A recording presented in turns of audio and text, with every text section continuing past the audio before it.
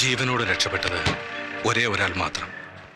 തമിഴ്നാട്ടിൽ നിന്നുള്ള ഒരു ഹവീൽദാർ രാജരത്നം. റൊണാൾഡ് സിംഗിന്റെ കൂടെ ഞാൻ കണ്ടത് നരേന്ദ്ര ഷെട്ടി തന്നെയാണെന്നും എന്തൊക്കെയോ കള്ളക്കളികൾ ആ രാത്രിയിലെ ആയുധ കൈമാറ്റത്തിൽ നടന്നിട്ടുണ്ടെന്നും എനിക്ക് ഉറപ്പായി. ഭാഗ്യത്തിന് അന്ന് ബേസ് ക്യാമ്പിൽ ഞങ്ങളുടെ ബ്രിഗേഡിയർ ഗിരിധർ ബർവ എത്തിയിരുന്നു. രാജരത്നത്തെയും കൂട്ടി ഞാൻ ബേസ് ക്യാമ്പിലേക്ക് പോയി. എന്റെ സംശയം ഞാൻ ബ്രിഗേഡിയറോട് തുറന്നു പറഞ്ഞു.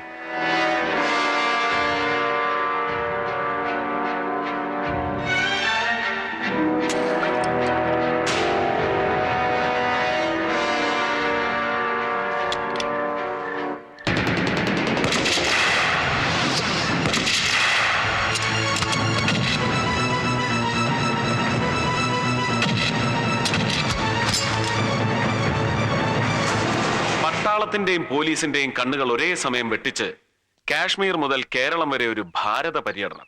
ടെറിഫിക്. മുഹമ്മദ് സാറിന്റെ കൈ പെട്ടില്ലായിരുന്നെങ്കിൽ എന്തായിരുന്നു ശിവറാമന്റെ അടുത്ത സ്റ്റെപ്പ്?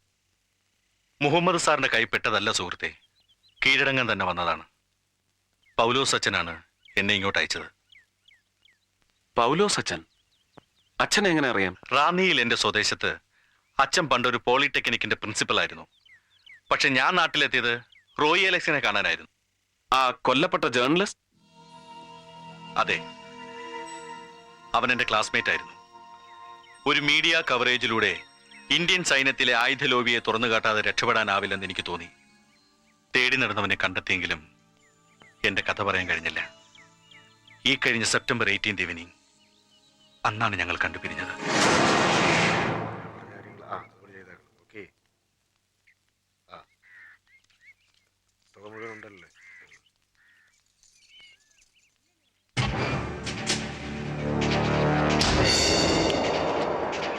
അയാളാണ് ചക്രപാണി, ഡ്രാമ ഡയറക്ടർ, അക്ഷരമറിയാത്ത അക്കാഡമി അവാർഡ് വിന്നർ, നരേന്ദ്ര ഷെട്ടിയുടെ റൈറ്റ് ഹാൻഡ്. ഇന്ന് രാത്രി ഇവന്റെയൊക്കെ കള്ളി ഞാൻ പൊളിക്കും.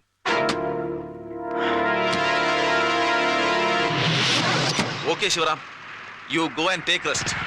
രാവിലെ കാണാം. ദാ എന്റെ ഫ്ലാറ്റിന്റെ താക്കോല്.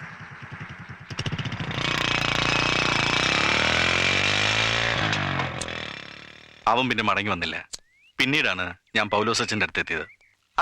റഹീം ഹാജി വധം, റോയി കൊലക്കേസ്, ഇത് രണ്ടും തെളിഞ്ഞു കഴിഞ്ഞു. പിന്നെ ആ ഷെട്ടിയും ചക്രവാണിയും നമുക്ക് ഡിങ് ഡിങ് അങ്ങ് പൊക്കിയാലോ സർ? നോ, നമ്മുടെ ടാർഗറ്റ് വല്ലാതെ തിരിയുന്നു. ശിവറാം പറഞ്ഞതും നമ്മളിന്ന് എക്സ്പെരിമെന്റ് ചെയ്തതും കൂടി വെച്ച് നോക്കിയാൽ പിന്നെയും ഉണ്ടല്ലോ മിസ്സിംഗ് ലിങ്ക്സ്, ലൈക്ക് ഫാദർ പൗലോസ്. ആ പൗലോസ് അച്ഛനായിരിക്കണം എല്ലാത്തിന്റെയും കിങ് പിൻ. എങ്കിൽ എന്തിന് അദ്ദേഹം ശിവറാമിനെ ഇങ്ങോട്ട് അയക്കണം?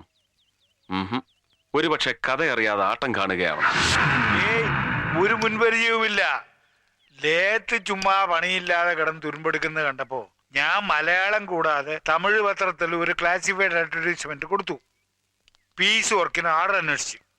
ആ പരസ്യം കണ്ട ഇയാൾ തേടി പിടിച്ചു വന്നത്. എന്നാലും എന്റെ തമ്പുരാനെ, ആ പരമദ്രോഹി എന്നെ കൊണ്ട് എന്ത് അക്രമമാണ് ചെയ്യിച്ചത്. അല്ല, അടുത്ത കൺസൈൻമെന്റ് എടുക്കാൻ അയാൾ എപ്പോ വരും? നാളെ കഴിഞ്ഞ്. എന്തിനാ അതുവരെ കാക്കുന്നത്?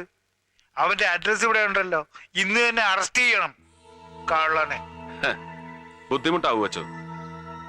നാഗപ്പ എന്ന പേരും അവൻ തന്ന മേൽവിലാസവും ഒക്കെ ഫേക്ക് ആയിരിക്കും. അച്ഛൻ ഒന്നും അറിയാത്ത പോലെ ആസ് യൂഷ്വൽ നാളെ കഴിഞ്ഞ് അവന് ലോഡ് കയറ്റി കൊടുക്കുക. വീൽ ഹുക്കൻ. பழனி ஆண்டவா, முருகா, ஆண்டலூர் விநாயகரே, இந்த வாட்டியும் வழக்கப்படி பணத்தை கரெக்டா கொடுத்துடு. பொன்னிச்சாமி, ஐயா சாப்பிட்டல்ல? ஆமாங்க. வண்டி எடுப்பா.